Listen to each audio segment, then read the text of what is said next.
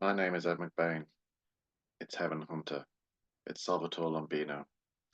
Hello, everyone. Welcome to ELLROY Reads. My name, as you know by now, is Stephen Powell, but I'll be talking about Ed McBain and his various other pseudonyms and identities in this episode because our book for today is King's Ransom by Ed McBain. Now, if you're not familiar with the show, ELLROY Reads is a show where every week I look at a book, be it a novel or non-fiction, that was hugely influential in the life and career of James Ellroy. It is a book that has to be important to him, that has to have inspired him in some way in his writing, in his life, even if it's an inspiration he later disowned. Now, I'm glad to say that Ed McBain is an author who he has always thought very, very highly of, and he's particularly fond of the 87th Precinct novels, which are a series of police novels that take place in the aforementioned 87th Precinct of a fictional city called Iola. And there are 55 books in this series. They're all quite short and sharp and punchy, and Ellroy has read all 55 of them through in chronological order several times, and that gives you some indication as to how much he loves the writing of Ed McBain and he loves this series. Now, in terms of picking one, it was kind of hard for me to pick out just one of the 55 novels that Ellroy particularly likes, but I've gone with King's Ransom for two reasons. One is Ellroy has a distinct preference for the earlier books in the series, and this is the 10th book in the series, which is still quite early in a 55 book series. And it was also a Ellroy's favourite film, so a bit more on that later. So let me tell you a little bit about Ed McBain. Well, Ed McBain was born Salvatore Lombino to Italian parents in New York in the late 1920s. He served in the U.S. Navy on destroyers in the Pacific Theater during World War II. Did a variety of jobs after he was demobbed in peacetime.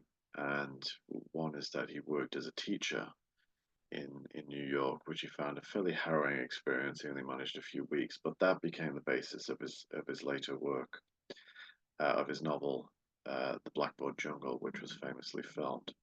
He began using the pseudonym Evan Hunter, which is widely believed he took from two schools he attended. In fact, that became his legal name in the early 1950s, and it was the name he used professionally and personally. But by the mid 50s, he had about half a dozen pseudonyms on the go because it was widely felt at the time that the pulp writers of the post war age were producing so many novels that they were falling into market saturation. So publishers insisted that they use pseudonyms to even out their output.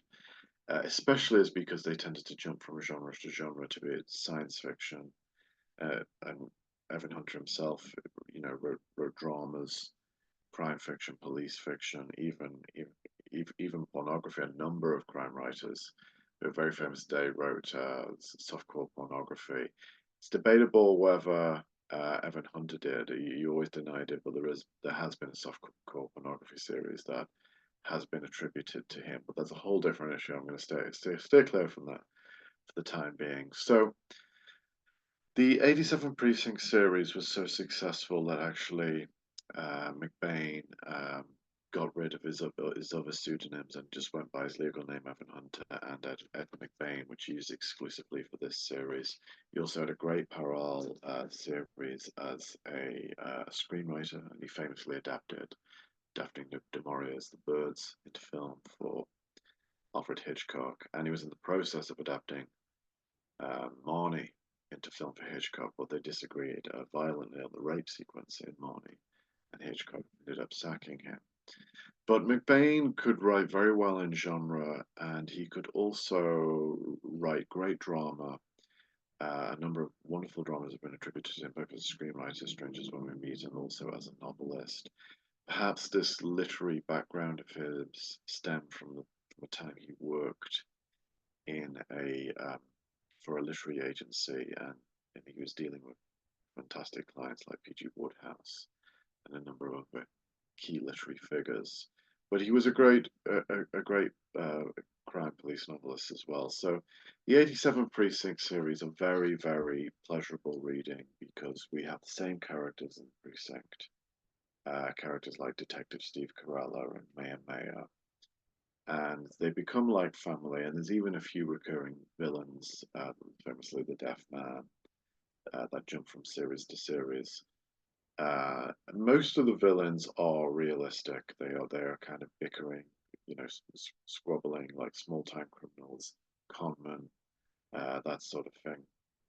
So the plot of King's Ransom is very, very clever. It's very well constructed in that oh, actually the police characters are kind of shoved to the background of this one, and this one is more about a kind of ethical dilemma novel.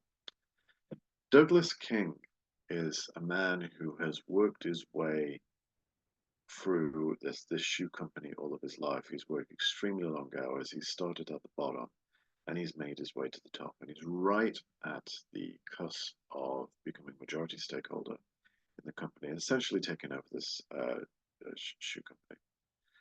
So he's at the peak and the pinnacle of the biggest deal of his life, and he's mortgaged to the hilt. He's borrowed money left, right, and centre to come up with the huge sum he needs to buy out this company. But once he does that, he will really have felt that he's made it. Now, as it happens, a group of small town criminals kidnap a boy who they believe to be Douglas King's son and ransom him. King's ransom, a nice little play on words there, for the sum of $500,000. Um, as soon as they get the message from the kidnapper, King and his wife go into a state of apoplexy, and then their son just magically appears, and they don't get it as it all been some sort of extremely cruel prank. No, it's not. The kidnappers have made a mistake. They had kidnapped the son of Douglas King's chauffeur. Once they realize they've made this blundering error, they decide to maintain their ransom demands of $500,000 and say, "Look, you've got the money. You pay up, or your chauffeur's son dies." Then we get into something that really tears the family apart because King's family, the marriage has a lot of problems. Adultery has occurred, and they've kind of grown to despise each other over time. He and his wife. And King says, "I am not paying this because yes, I could just about scrape together the money, but that would completely blow the deal." And he goes on these kind of long monologues about how he needs to be selfish, how he's just worked his fingers about throughout his life, and now it's his turn to be selfish, and he's not responsible for the life of every child out there, especially a child he doesn't particularly know. And he's using very poorly. He's like, "I don't particularly like this child." So the novel is really an ethical dilemma. It's very well fought out. Um, the blundering criminals reminded me very much of the sort of criminals you'd see in an Armand Leonard novel. Their plans go wrong. They have to reformulate their plans. The plans go wrong again. They have to reformulate their plans again. And you sense the desperation building up in the criminals as bit by bit everything starts to go wrong. The banter between the police, I think, is very accurate. It's not just realistic; it's also very, very funny. And it's also a novel about class. Uh, in post-war America, between the self-made class who've made it and the lower class, the class of the chauffeur and the chauffeur's son, who haven't made it, who live from day to day in a state of pretty much living hand to mouth. And there's one point when the chauffeur just begs Douglas King. He's like, I will work for you for free for the rest of your life if you pay this ransom." And obviously, with a name like King, there's a lot of symbolism there. But in many ways, he wasn't born with a silver spoon in his mouth. King. He is a self-made man. He's your typical American upper middle class man. Okay, so this story was adapted in the early 1960s for a television series of the 87th Precinct. I haven't seen that adaptation, but there's a very famous film adaptation called High and Low. It's a Japanese film. It was directed by the great Akira Kurosawa, and it is extraordinarily good. Um, it's quite a long film. It's over 2 hours plus, and it it really transposes a story very well from the US to Japan. So booming post-war Japan, which is in the midst of this incredible comeback from the utter desolation it experienced at the end of World War II to this kind of industrial giant it was to become. The class structures translate very well. So you have the high and low, the rich people living at the top of the hill, and low, the working classes living below. And Kurosawa, who directed a number of film noirs um, in his career, and this might have been the best one. He was Stray Dog and Fallen Angel, but High and Low is his best.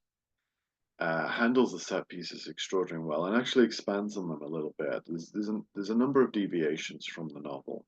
There is a wonderful set piece which is good in both the book and in the film. It comes in the middle of the film here, it's at the end of the book, but it's the payment of the ransom, and there's a number of twists that keep you absolutely hooked, and they're a bit different from film to novel. So Kurosawa's adaptation is probably the best. The other film adaptation I've seen was from an Ed McBain script himself, and that was Fuzz in 1972.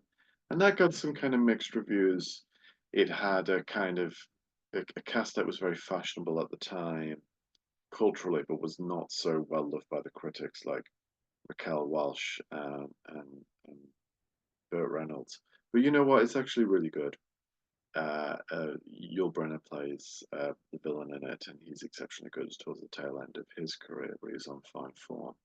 And that film, I think, more than the Kurosawa film, which really gives the heart of the ethical dilemma, that film really captures the police banter and the the squad room jokes and the atmosphere, the flirting, the teasing.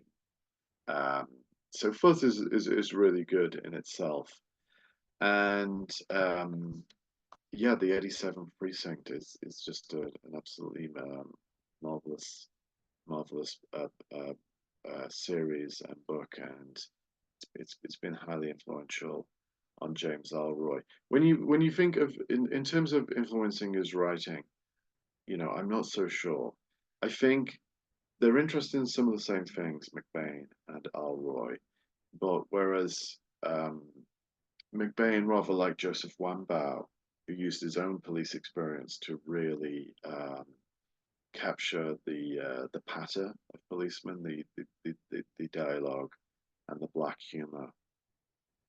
It's all so much more fun and playful in Ed McBain than any other book. I mean, essentially, Wambaugh's novels always turn a bit tragic because they always turn towards divorce and kind of suicide and things that he sees as the tragic end point of these policemen's lives. Whereas Ellroy, who's very much interested in the dynamic of policemen and the psychology of police officers, how they talk, how they interact. But with him, it's much more kind of based on a kind of inner psychodrama, which has some blackly comic elements, but also has, you know, sometimes racial elements, which can be extremely difficult to read. But also this kind of like hyperbolized kind of a psychodrama, which is usually linked to some 1950s conspiracy plot, which is both convoluted and brilliant and riveting.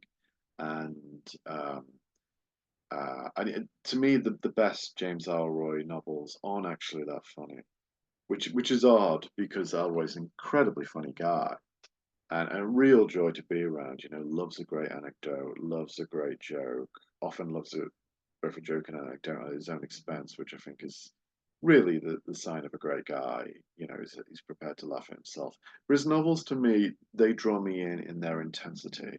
He's not someone I go to for, you know, for great humor. But I think for Ed McBain, I would go to for great humor. And even in this, when it's just relegated to a couple of scenes, because that's all we really see of Corella and Maya and the other police characters.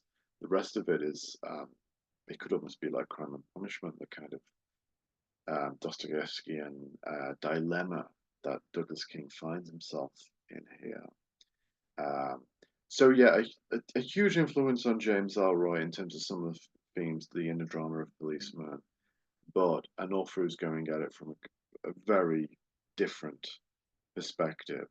And I think sometimes those are the best influences. They're definitely, when you're a writer or an artist or a musician or a painter of any kind, you tend not to like artists who remind you of your own work, because one, you want downtime, and two, you don't want to think, oh my gosh, I did that, or I didn't do that as well as it appeared here. It becomes very, very hard to distance yourself from your own work and from the work of people who are similar to you. So you go to people who still give you pleasure, and sometimes when you're an author, that number begins to dwindle because you see it's too easy to see the book being made, the book being written, and you begin to see that the choices the author made, you begin to second guess them. But Ed McBain's books have this wonderful sense of pleasure about them, and they're just marvelously engaging books. And I would highly recommend, all of his works. But I would probably say go to the 87th Precinct novels, and hey, if you really enjoy them, you might be able to read the series through, all 55 novels, several times, like James Ellroy. Okay, thanks very much for watching Ellroy Reads. I'll be back next week with another episode. Well, we'll be veering away from the kind of hardball police novels a little bit, going down a more literary route. Okay, thanks for watching, everyone. Please comment, subscribe, like these videos, and I'll see you all again next week. Okay, bye-bye.